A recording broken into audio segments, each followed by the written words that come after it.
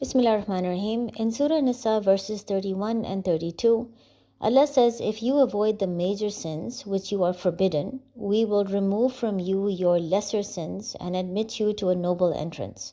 And do not wish for that by which Allah has made some of you exceed others. For men is a share of what they have earned, and for women is a share of what they have earned. And ask Allah for His bounty. Indeed, Allah is ever of all things knowing. The previous verses have spoken about zina, murder, spreading corruption, such as by stealing the property of others. And after all of this, Allah informs us that as long as we avoid the major sins, He will remove from us our lesser sins and grant us paradise. So clearly the major sins include shirk, murder, zina, and spreading corruption by dealing unjustly with people to consume their wealth. But why are we being told that avoid all of these major sins, these sins that Allah has just spoken about in Surah An-Nisa, and if you avoid these major sins, your lesser sins will be forgiven? Does that mean that backbiting, lying, hurting others by being toxic, not praying, all these things can easily be forgiven as long as we aren't murdering someone or committing zina? In which case, why then does Allah stress upon rituals and good deeds so much if these smaller sins can easily be forgiven? Understand that a person who avoids the major sins is someone who has strongly tamed his nafs. Allah does not state that a person should try to not commit the sin. Allah states that the person should completely avoid it, implying not only should he not commit the major sin, but he should stay far away from it.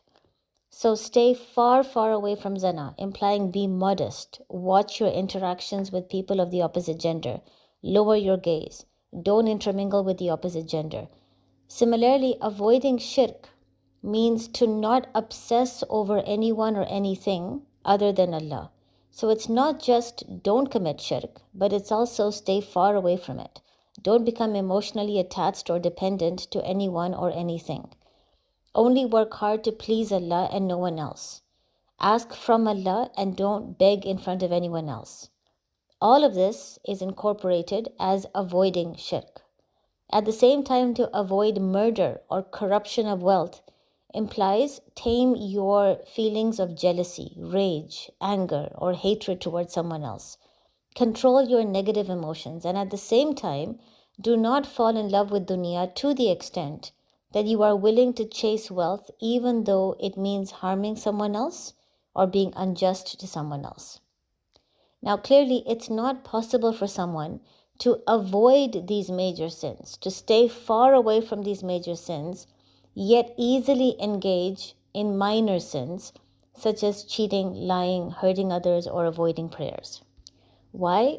Because to avoid the major sins requires really building your level of taqwa, your level of God consciousness. It implies really keeping a constant check on yourself, to really tame your negative emotions.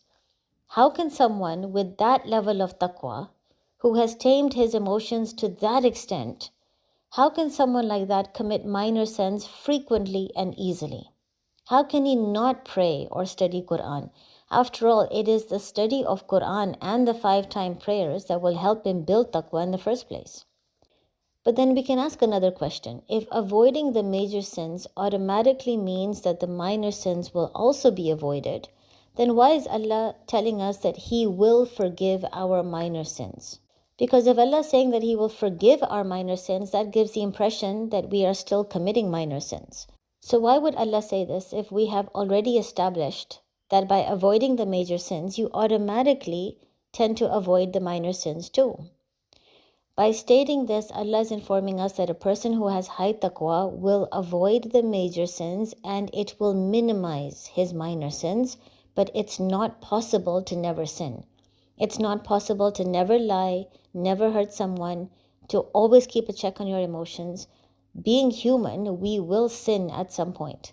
So Allah gives us this reassurance that during those moments, when we realize that we have sinned again, when we tried our best not to, don't worry, don't kill yourself over it. You're only human. Do tawbah, work hard to refrain from committing the sin again, and simply move on. This is where Satan attacks us the most. He wants us to feel so bad about the minor sins that we keep engaging in by mistake, and he wants us to feel that Allah will never forgive us and we are not deserving of His mercy.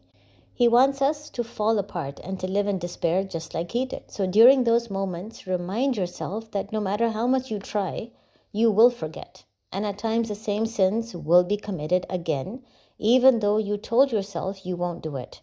As long as it's a mistake, it's fine. As long as you are really trying to avoid it, yet it keeps happening, it's fine. The only time it becomes a problem is when you stop avoiding it, you stop feeling guilty about it, and you deliberately start doing it.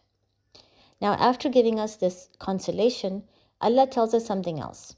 He says, do not wish for things that Allah has given in access to others. But then at the same time, He ends the verse by saying that we should ask Allah of His bounty. But why should we ask Allah for something when He's telling us to not wish for it? Remember that Surah An-Nisa commenced with Allah informing us to fear Him regarding the rights that we demand from each other.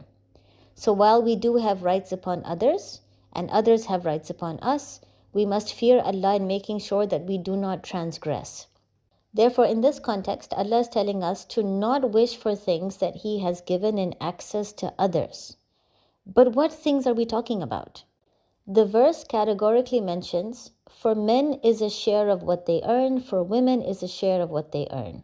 So clearly we are talking about things that men and women have worked hard for, and in return Allah has given something to them. They have earned it, such as career, money, a happy marriage, good pious children. These are things we work hard for. The verse is not talking about your facial features, your skin color, your appearance, your height. These are things we don't work hard for. They are genetic. We are born with it. And this is important to understand. So when it comes to asking Allah for His bounty, don't ask Allah to change your face, height, or your features, because if Allah gave those to you without your choosing, it's definitely best for you. That is not up for discussion. A Muslim should not be so self-obsessed that he's constantly thinking about his appearance and how he can look better. Because what makes a Muslim look beautiful is the condition of his heart, not the shape of his nose, size of his eyes, or skin color. That is why each Sahaba and each Prophet was different, yet each one was considered beautiful. So basically we are being told to ask for things that Allah has granted others because of their hard work. Therefore, you can ask Allah for a good marriage, improved relationship, strong career, increase in assets, big house and car, respect and honor. Allah has infinite bounty, so ask Him. But remember that asking Him does not mean He will give it to you in one day. If others had to work hard to earn it, you will have to work hard to earn it too. By asking Him, Allah will open the path for you to attain that which you want, but you will have to walk on that path. And you will have to face the challenges and obstacles designed for you. If you are sincere in your efforts and struggles, being conscious of the boundaries that Allah has set, and not doing anything that displeases Allah, you will also inevitably get that which will please you. But then a final question we could ask is, why does Allah tell us to ask for it, yet He says, don't wish for it? The verse does not actually state, don't wish for it. The meaning of the Arabic word tamanna is crave. So basically Allah is saying, don't crave it, don't desire it, don't become desperate for it. Ask for it, but then leave it to Allah, because you might be asking for something that isn't good for you. At the same time, when you crave or desire something so strongly, that thing will become a fitna for you. And in that case, even if Allah opens the path for you to attain it, you might engage in haram or completely forget your prayers and purpose of life, because the thing that you desire has suddenly come so close to you that you can think of nothing else. So for example, if a person really wants a good career like his friend, he can ask Allah for it, but he shouldn't crave it. At the same time, he should be cognizant that he might be asking for something that just isn't good for him. For instance, if he was given the same excellent career as his friend, he might become so proud. He might become arrogant. He might be so much in love with dunya that he completely forgets Islam. And he might be walking then on the path of Jahannam. Perhaps Allah gave all those things to his friend because his friend's level of taqwa and iman was so strong that he did not fall in love with those things. He was still steadfast on the path of Islam, but perhaps Allah knows that if this person who is asking, if he's given all of these things, he will fall in love with dunya because his level of taqwa and iman is quite low. Allah knows what that person will do if he is given the same career. The person himself doesn't know. And that's why Allah says, ask for it, but then leave it to me. Don't crave it, because it just might not be good for you. And have this trust in Allah that He will give you whatever is good for you.